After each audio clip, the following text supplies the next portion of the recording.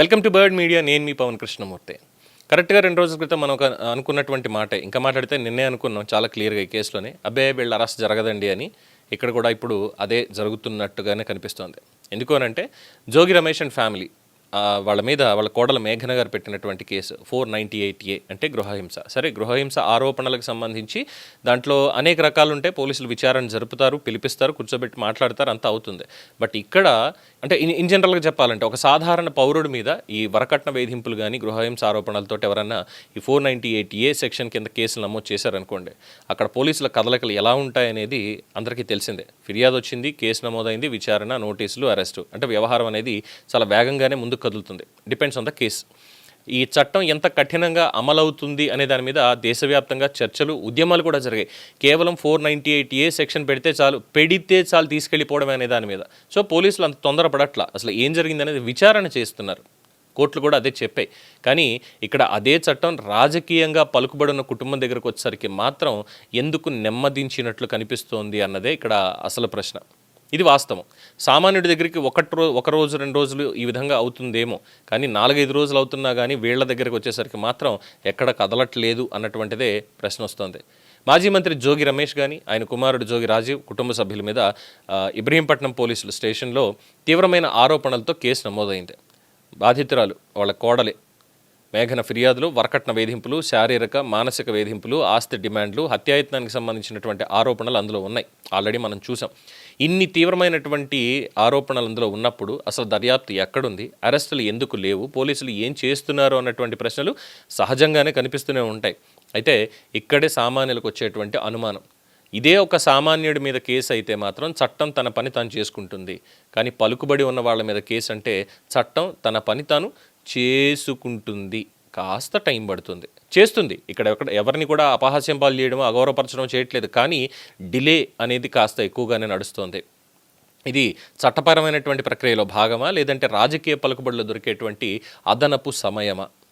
ఇక ఇందులో 41A నోటీసుల అంశం కూడా చర్చకు వస్తుంది. అంటే నోటీసులు ఇవ్వడం, విచారణకు పిలవడం, ఈ చర్యలు చట్టపరమైనటువంటి ప్రక్రియలో భాగమే అవ్వచ్చు. కానీ అదే ప్రక్రియను ఉపయోగించి దర్యాప్తు ఆలస్యం చేస్తున్నారా, లేదంటే అవుతోందా?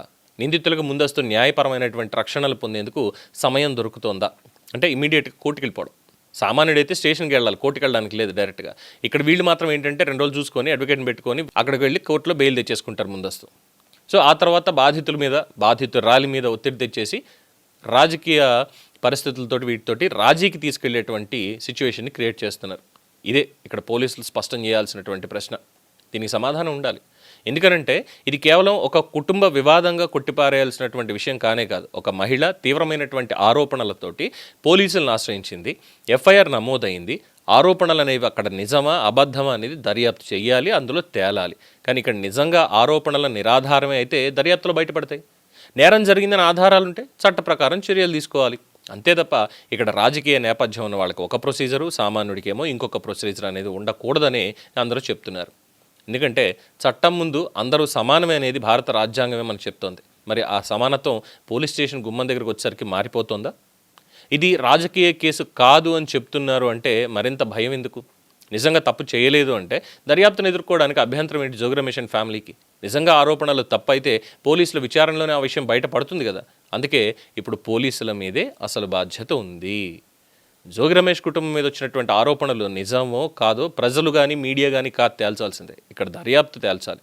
విచారణ మొత్తం జరిగిన తర్వాత అధికారులు తేల్చాలి. కానీ దర్యాప్తు మాత్రం ఎవరి రాజకీయ స్థాయి చూసి నెమ్మదించకూడదు. ఇక్కడ సామాన్యుడికి ఒక చట్టం, రాజకీయ పలుకుబడి ఉన్న వాళ్ళకి మరొక చట్టం అన్న భావన కనుక ప్రజల్లోకి వస్తే అది కేవలం ఒక కేసు మీద అనుమానం కాదు, మొత్తం వ్యవస్థ నమ్మకాన్నే దెబ్బతీస్తుంది. చట్టం చేతిలో ఉన్నప్పుడు పలుకుబడి పనిచేసింది అనుకోండి, అది న్యాయం కాదు. అలాగే పలుకుబడి ఉన్న వాళ్ళ మీద కూడా చట్టం అదే వేగంతో పనిచేస్తేనే ప్రజలకి చట్టం మీద, న్యాయం మీద నమ్మకం ఉంటుంది. సో ఇక్కడ జోగి రమేష్ అండ్ ఫ్యామిలీ దగ్గరికి వచ్చేసరికి ఎందుకు ఇంకా అరెస్ట్ అవ్వలేదు? ఎందుకంటే మేఘన్ చేసినటువంటి ఆరోపణలు ఏమి చిన్న చితక ఆరోపణలు కాదు. రాజ్యాంగం కల్పించినటువంటి ప్రతి ప్రాథమిక హక్కుని కూడా అవి తనని యూజ్ చేసుకోకుండా, తనకున్నటువంటి హక్కుల్ని కూడా తను అనుభవించకుండా చేసినటువంటి నేరాలు.